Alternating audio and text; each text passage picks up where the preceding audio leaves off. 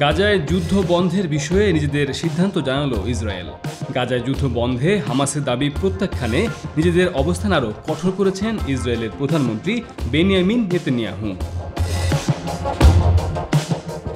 জিম্মি মুক্তির বিনিময়ে ইসরায়েল গাজায় যুদ্ধ বন্ধ করলে হামাস ক্ষমতায় থেকে যাবে এবং তারা ইসরায়েলের জন্য হুমকি হয়ে থাকবে বলে মনে করেন নেতানিয়াহু।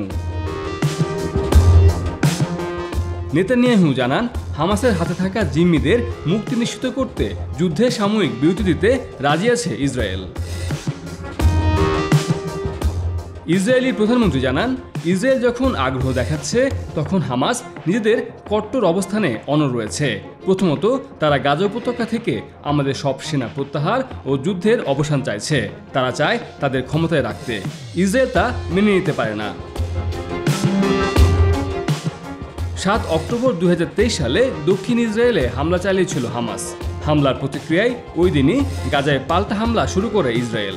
এ সময় ইসরায়েলের করা বিমান ও স্থল হামলায় এখন পর্যন্ত প্রায় 34,000-এর বেশি ফিলিস্তিনি নিহত হয় বলে দাবি করে গাজা।